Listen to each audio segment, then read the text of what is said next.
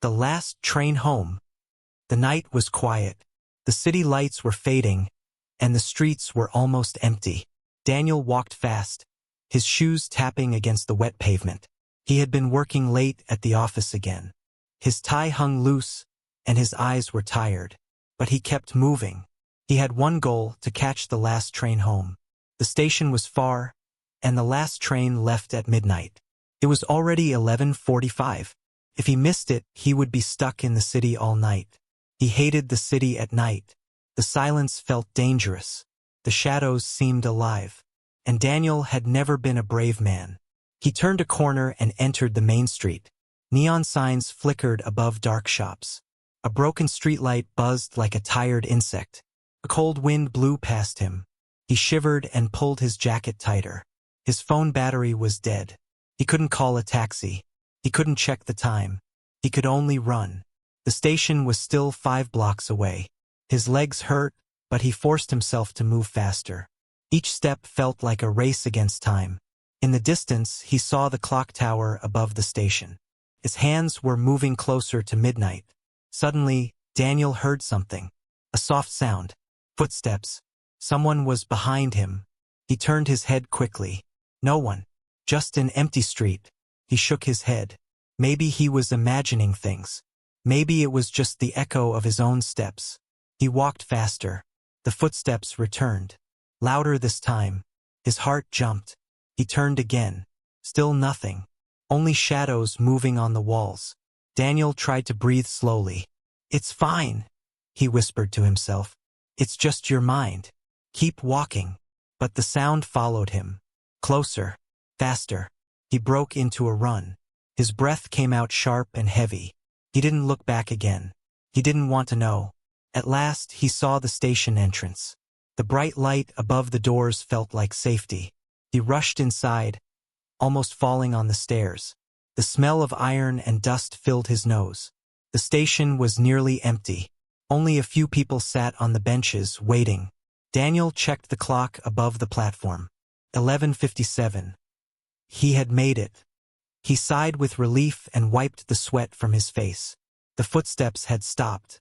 Whoever or whatever it was had not followed him inside. He walked to the ticket machine and bought his ticket. His hands still shook as he held it. He felt foolish now. Maybe it really had been his imagination. Maybe he was just tired from work. The train arrived with a loud roar. Its headlights cut through the darkness of the tunnel. Daniel stepped inside quickly and found a seat by the window. The carriage was half empty. A young woman with headphones. An old man reading a newspaper. A mother with a small boy asleep on her lap. The doors closed. The train moved. Daniel relaxed. He leaned against the window and closed his eyes. The soft vibration of the train made him feel safe. Home was only 30 minutes away. Soon he would be in his warm bed. But then he felt it. That same cold sensation. The feeling of being watched. He opened his eyes slowly and looked around. Nothing unusual. The same passengers. The same silence. But something was wrong. At the far end of the carriage, in the very last seat, someone was sitting. A man. His face was hidden under a dark hood. He didn't move. He didn't read. He didn't look at his phone. He just sat there, completely still, staring in Daniel's direction. Daniel's chest tightened. He looked away quickly, pretending not to notice. His mind raced. Was this the person who had been following him? Was it just a coincidence?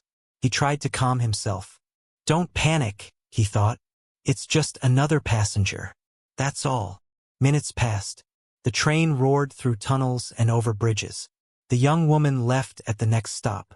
The mother and child left 2 stations later.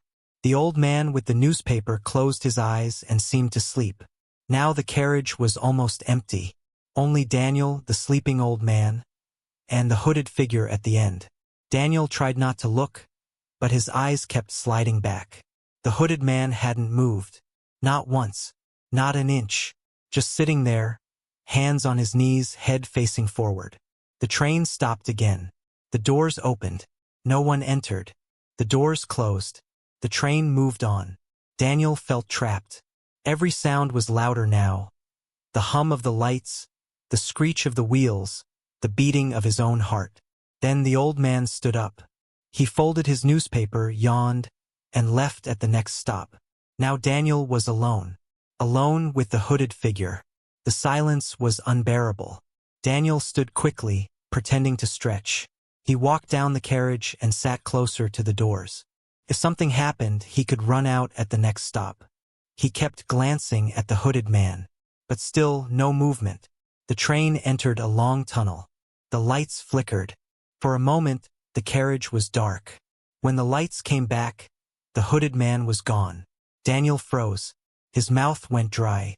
He looked around desperately. Empty seats. No sign of him. His heart raced. Had the man moved during the darkness? Was he hiding somewhere? Then, from behind, Daniel felt a presence. Slowly, he turned his head. The hooded man was standing right there, just one step away. Daniel gasped and stumbled back. The man didn't speak. His face was still hidden. His silence was worse than words. Daniel's hands shook as he gripped the seat for balance.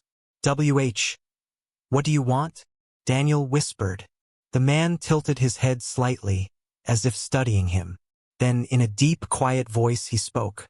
"You shouldn't be here." Daniel's skin turned cold. "WH, what do you mean?" The man didn't answer. He stepped closer. Daniel pressed himself against the door, panic rising in his chest. The train slowed. It was approaching the next station. Daniel's mind screamed at him. "Run. Get out. Now." The doors opened. Daniel rushed out, almost falling on the platform. He turned back. The hooded man hadn't followed. He just stood inside the carriage, watching. The doors closed. The train moved away. And the man was gone. Daniel stood there, shaking, trying to breathe.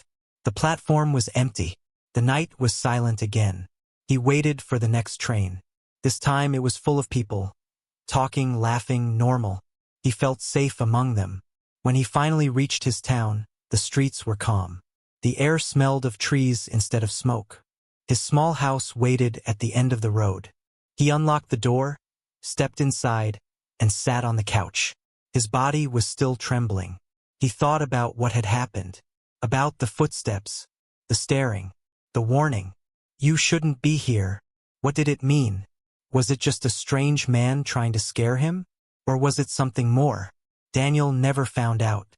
But from that night on, he changed. He stopped working late.